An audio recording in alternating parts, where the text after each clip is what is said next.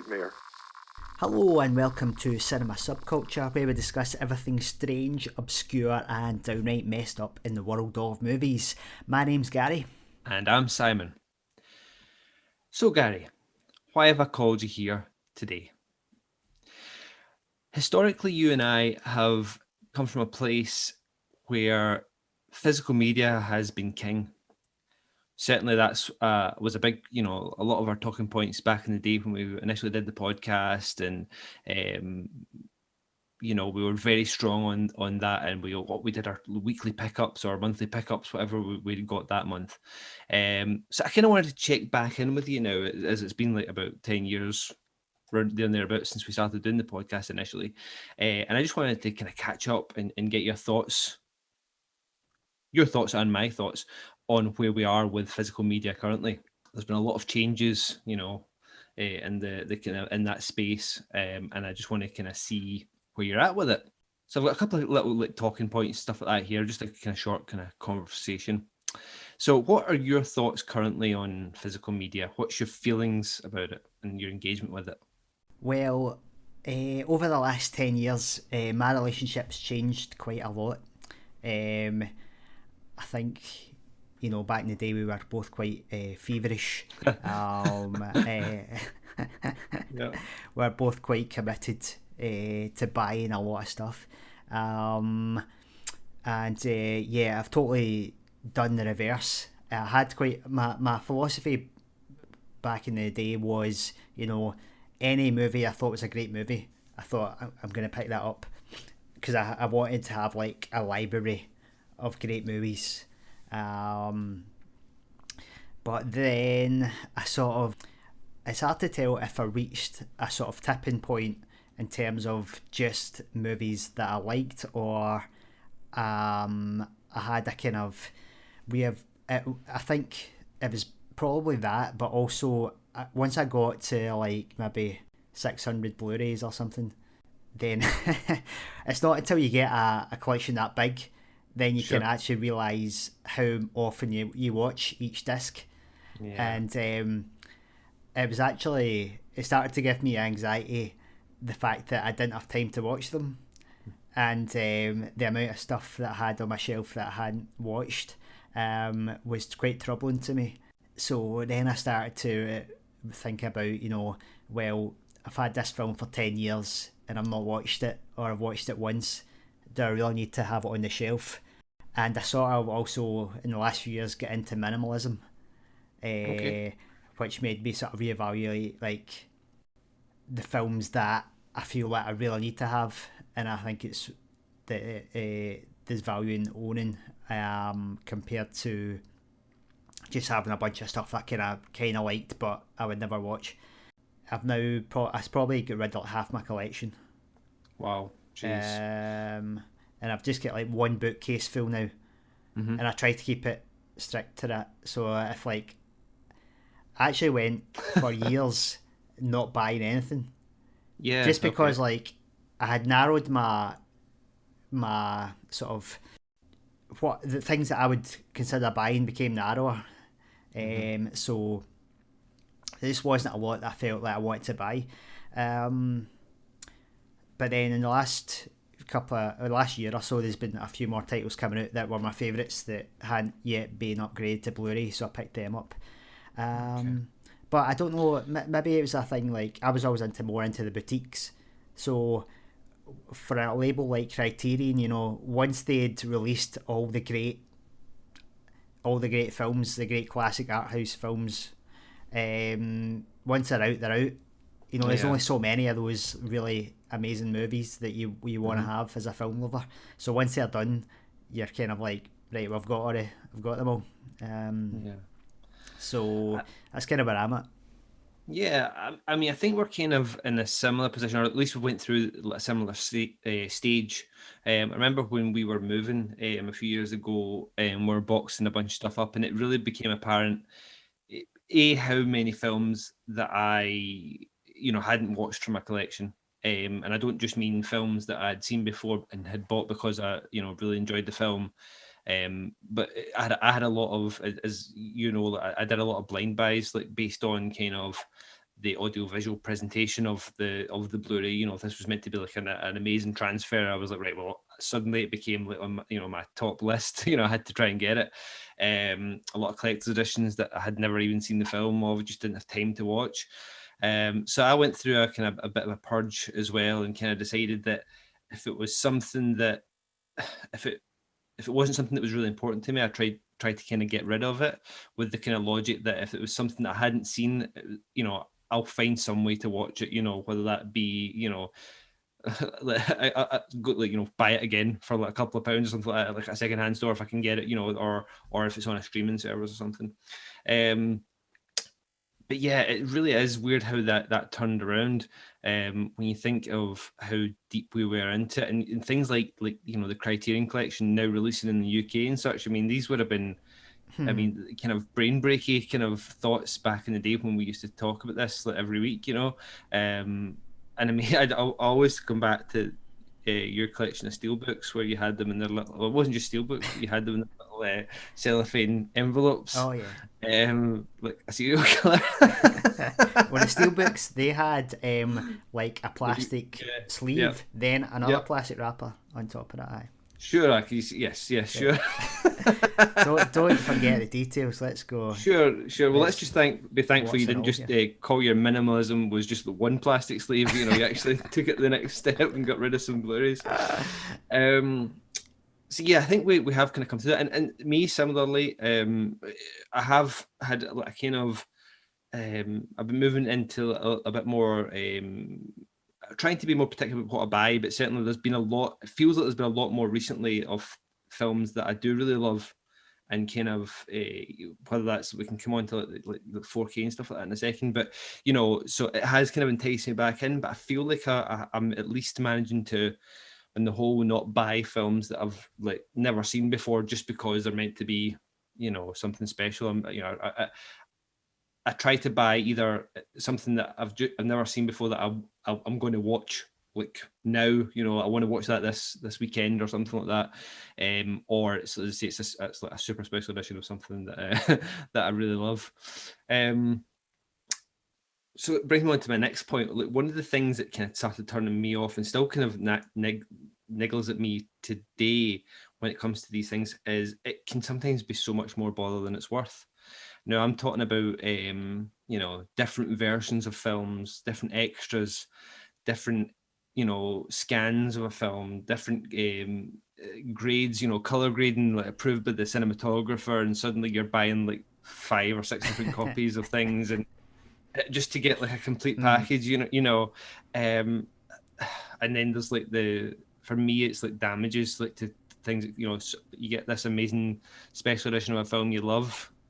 Or, as I said, back in the day, it was films you didn't necessarily love, but it comes and suddenly the steelbook's bashed, or the cardboard surround is totally torn, you know. So it becomes this extra stress and anxiety, kind of like what you're saying.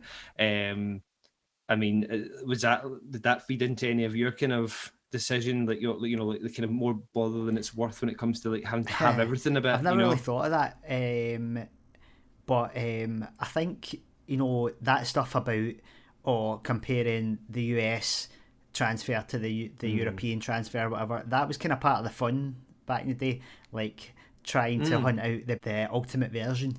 But you're right as well, it was a lot of extra faff when you should just have been really caring about the film. But yeah. Well, that is one thing, like, because so two things there. I still enjoy finding what the best version to buy is, but what I don't enjoy is buying what I think is the best version, and then 6 months later, like a new director or cinematographer approved print comes out, and suddenly you feel like this thing that was your prized, this is my personal experience, my prized possession, you know, isn't good enough to keep my door open. You know, I want the new version, you know. So that still has some fun for me in such, but I can't remember what the other thing was I was going to say there, but yeah, it does, it is a stressor for me, you know, that way, that kind of anxiety of making sure and I remember in the past, like, you'd said about you'd got the new version of something and you'd sold off your old version only to discover it didn't have all the special features on it. I think that happened with Blair Witch with you at one point when you get rid of the DVD and you had the Blu-ray. So that kind of stuff just, God, I wish they would, it's the same with international distribution. I kind of just wish they would get their act together, especially with things like 4K Blu-rays being region free now. It's like, just release it everywhere. Come on. That kind of brings me into a nice segue into 4K.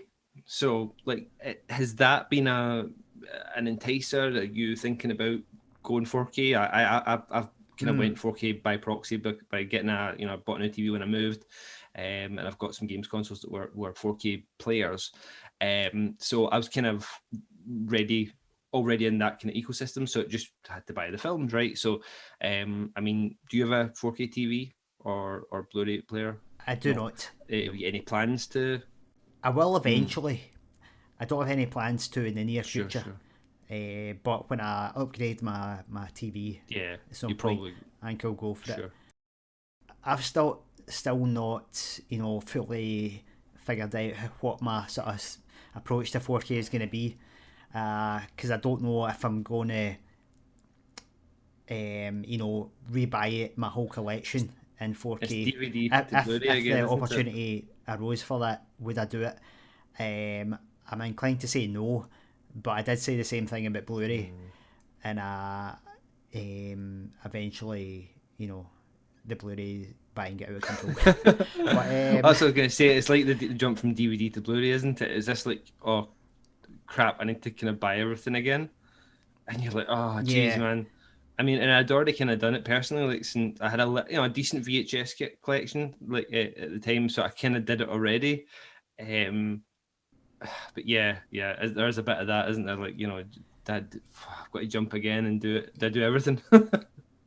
Yeah, my thoughts are that I'll only pick up my absolute favourites, but we'll see how it goes. I mean, I think there's still a question mark over how deep the 4K catalogue is going to get, but I mean, and the speed of it has actually been a bit surprising to me, because we've already seen a lot of fairly deep cut stuff that I didn't think would get to 4K as soon. Yeah, there's been stuff that didn't have decent Blu-ray releases, have had really extensive restorations in 4K. So I know what you mean. It's kind of strange that it's like almost like it makes you wonder whether they are, is maybe some sort of last gasp of physical media, and they're trying to push all the buttons, try and get, the collectors, the people that really are trying to keep physical media alive are the people that want to collect these types of films, really, when you think about it, these kind of deep cuts. So maybe that's why they're, going so hard with that stuff. Yeah, I've heard the theory as well that partially the push for catalogue stuff was potentially due to the pandemic as well.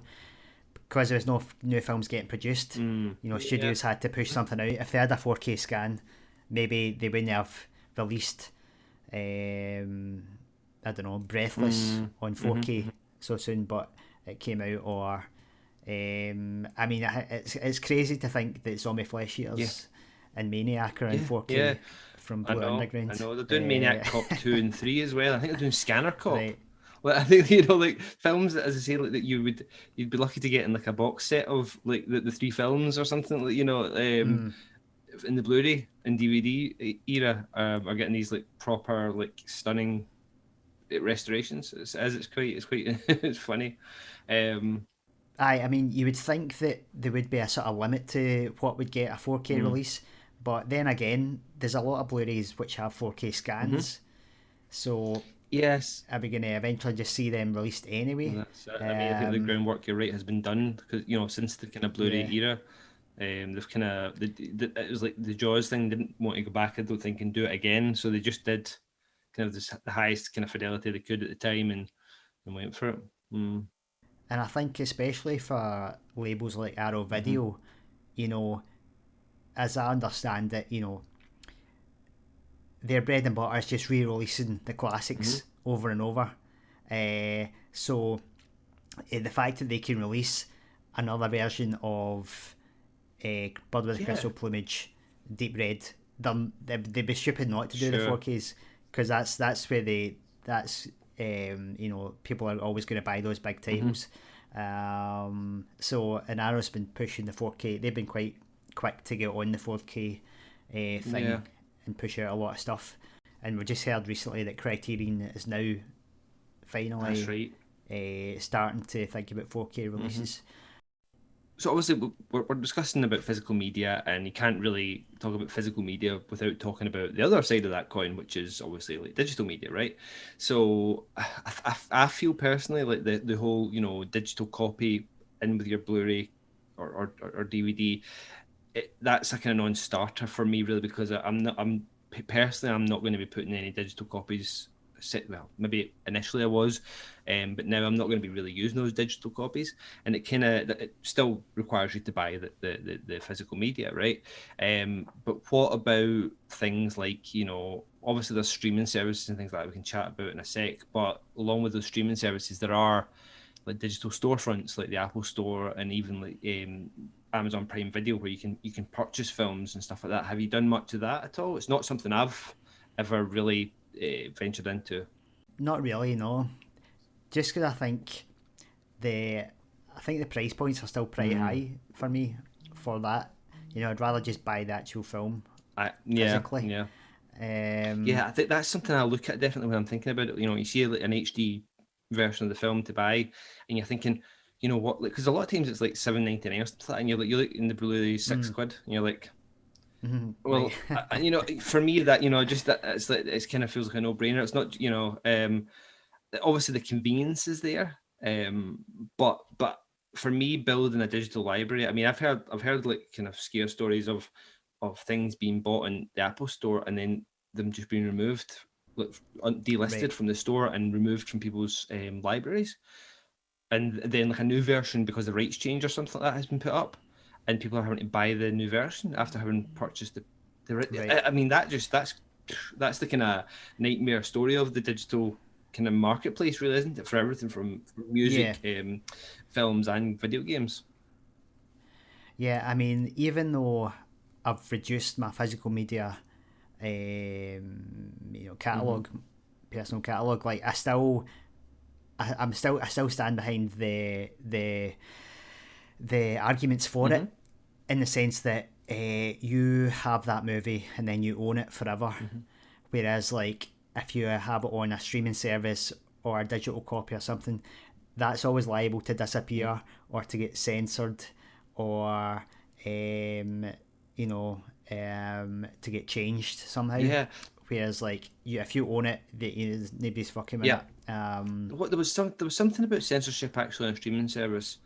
I can't remember the film it was. Somebody holding a cigarette or something like that, and they took it out of their hand. I can't remember what film it was, but yeah, that's something I hadn't even been thinking of, until you mentioned it there. Aye. So we're mentioning streaming services. We talked about digital storefronts, which neither of us really partake in. But what about like streaming services? Obviously, do you have any streaming subscriptions? I don't subscribe to any, but I do have access through my pals in there. And I just scrounge off others. I think ultimately the convenience is great, but I think especially for my taste in movies, Netflix is never going to do it for me, because it's just too mainstream. When you're looking for the more obscure stuff, like we're into, well, I mean, you've got the Arrow player now. Maybe that's going to be all the wee boutiques will do that, but in terms of the big Amazon Prime's actually better, I think, than Netflix. It's in terms of range. Yes, it's actually quite a lot of kind of my taste, like 80s horror films that and free on Prime, and even they do have purchasable ones, and or like kind of sub subscriptions. Like you subscribe to certain channels through it, which I think is a good idea in theory, but it can be really expensive. Like, I just think it's almost there needs to be a better tie in there for me. Sorry, I don't mean to interrupt you. Yeah, but I don't think I could never get rid of all my Blu-rays and then with the hope of relying on streaming, because you're never going to find this stuff, most likely. So yeah, that is kind of it, and that's kind of what I was saying earlier on about buying stuff that I have the that I want to watch now, kind of thing, or this weekend or tonight or something like that. I've taken to doing that, and then maybe selling them on. If it's something that that I've watched once and not going to watch again. To trying to not hoard stuff that I don't love necessarily, but that's kind of like my. I mean, I do have streaming subscriptions, and I have access to some that I'm not subscribed to. Kind of similar to what you're saying, as a share and share like type of thing. But for me, like, when there's something I want to watch that isn't on these streaming services, it's like, yeah, I'll just go and buy the thing, and as I say, and then if I exchange it and I'm down like £2 or £3 compared to what I've paid for it, that's my fee. That's kind of my fee for it. I'm kind of okay with that as a kind of rental almost. It's where I kind of justify it to myself. Because as you say, the convenience is definitely huge for streaming services. For me, there's still a part of me. I can almost get over the visual. Like when things are lit in 4K and things like that on certain streaming services, I think that Disney Plus has a good catalogue of 4K stuff for their catalogue and library. But you always get the caveat with the audio. Now I've got a fairly decent audio setup now, and it's kind of always like I need to have that physical, like the 4K usually for the Atmos, whatever, right? I like to have that kind of fidelity. I have heard a difference. It's not just a kind of placebo thing, but I think it probably would be fine for most films. But I still have that kind of purist in me. Whereas I think I can get over it a little bit with the video, with the picture, which is a weird one because that's the kind of that's what you're watching at the end of the day, right? There are some things though, like, that kind of bother me with 4K stuff. There's stuff on like specifically Disney Plus that. So HDR, right? So there's a couple of different flavors of HDR. There's one, the main one, the kind of default one's HDR 10, and then there's a few other ones, HDR 10 plus and Dolby Vision. Dolby Vision is the kind of main competitor, right? And it has got like kind of dynamic metadata, which kind of optimizes the picture as you go along, right? And there's a lot of stuff, specifically the Disney catalog now, whether that's like let's take Star Wars films for example, right? If you buy those in 4K Blu-ray, which were fairly recently released, you get an HDR10 HDR presentation, right? But you get full bitrate Atmos audio. But via the Disney Plus app, you get the Dolby Vision version of the picture with like a kind of, it's like a Dolby Digital Plus, so it's like kind of lower bitrate Atmos, right? So suddenly you're kind of, I've got this kind of catch-22 where I'm like, well, the Dolby Vision technically is better, kind of from a lot of different standpoints, but I'm kind of stuck with the substandard audio, or do I go the physical and then don't have Dolby Vision? You know what I mean? So that's a bit annoying, and I don't know why they do that. If they've got the access to the Dolby Vision stuff, it comes back to that whole, like, it's a bit more bother than it's worth, so yeah, that can be really frustrating. And things like when you have the streaming services and they've only got like one, like the stereo audio, whereas like the Blu-ray has like the 5.1, right? So like suddenly I'm like, right, well, my inner me says, right, you have to buy this now to watch it, and you can't watch it on a streaming service. So it's a kind of it's kind of constant battle when you try to watch something. It's still kind of that try to find the best version to watch. Whereas you say it's kind of, and it's against really just like watch the film. You're often not watching the film.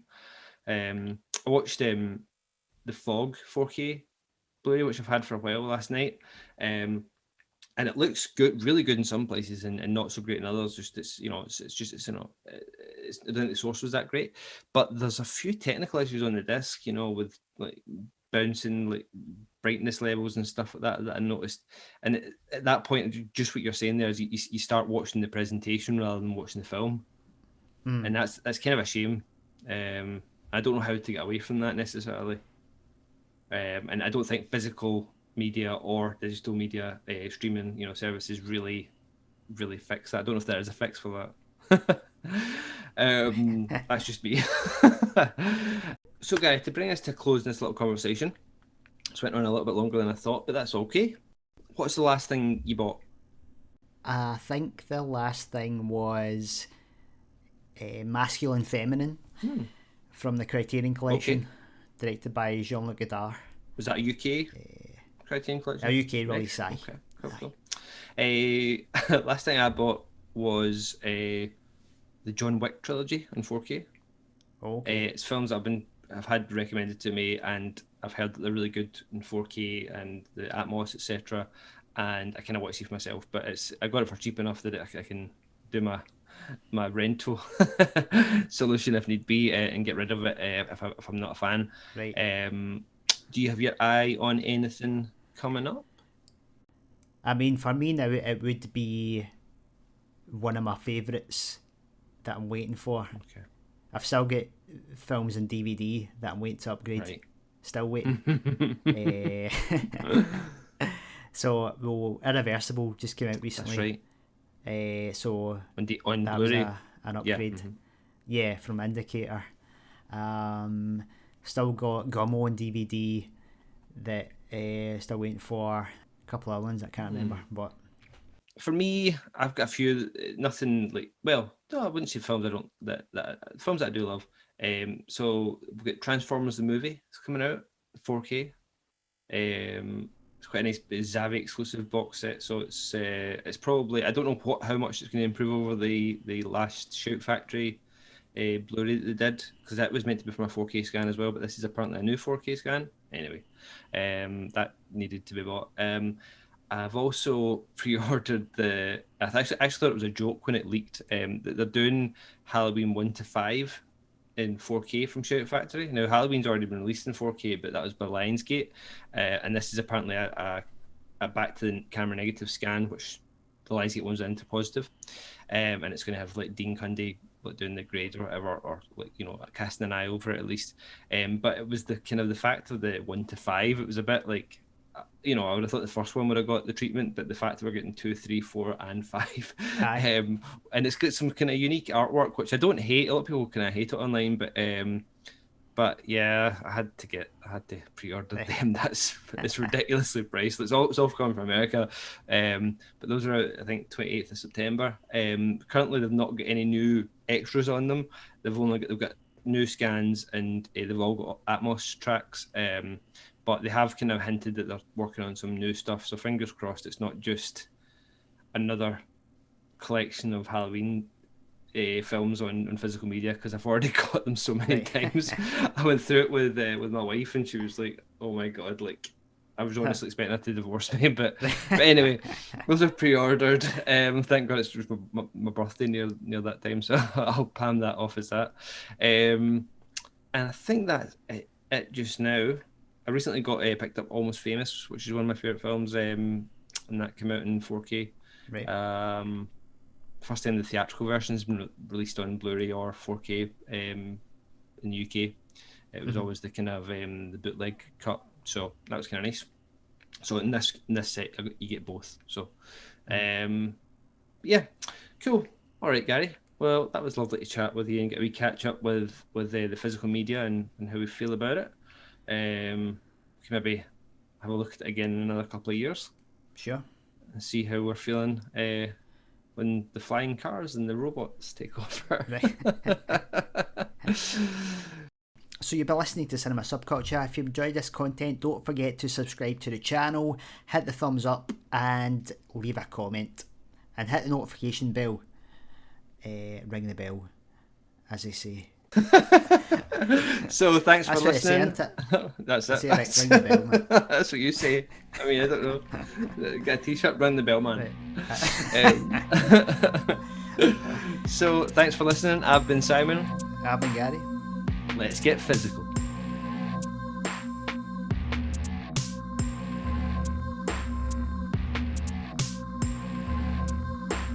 It was a nightmare.